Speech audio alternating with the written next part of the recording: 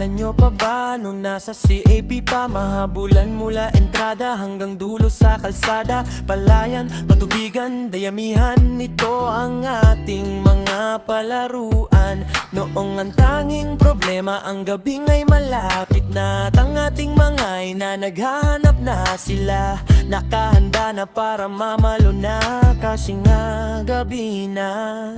Kahit mga palayan at patubigan ng ating mga pagitan, ikaw ay aming pa rin pupuntahan. Sa panahon kasi natin noon, di uso ang text at call. Kahit ang drop call, wala tayo niyan tol. Kaya tol, itakas mo na ang tricycle para tayo ay makapag-basketball. Tapos ihatid mo na rin ako doon sa bahay sa Santol. Nasaan na ang mga kalaro sa tagu-taguan? Nahanap na ba ang pangarap na hinabol sa ulan? Magmula ng antsinelas ay naging sapatos. Ang panahon nating magkakasama ay tuluyang naubos. Kamusta? Kamusta?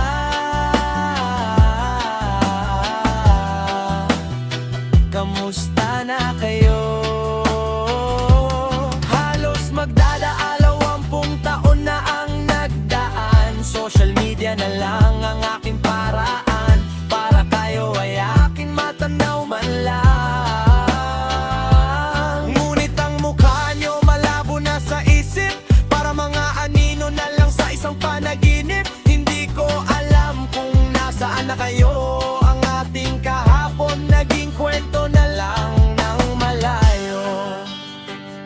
Siguro'y may kani-kanya na kayong buhay. May mga anak na ring sa laro ay sanay. Kung magkasalubong man tayo sa gitna ng daan, kikilalanin pa ba ang dating pinagsamahan? Minsan sumasagi kayo sa aking gunita, kasabay ng amoy ng lupa pagkatapos ng baha. Kahit hindi na muling magtagpo ang ating landas, salamat sa panahong ang mundo ay hindi pa malakas.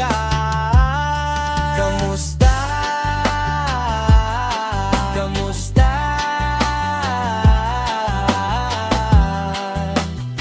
Kamusta na kayo?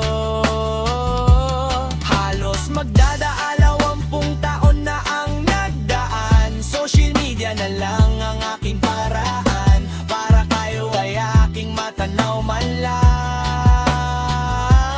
Ngunit ang mukha nyo malabo na sa isip, para mga anino na lang sa isang panaginip. Hindi ko alam kung nasaan na kayo. Ang ating kahapon naging kwento na lang ng malayo. Paalam sa mga batang hindi na babalik, sa mga sikretong sa pader lang nakasabit. Halos 20 taon, sana'y masaya kayo.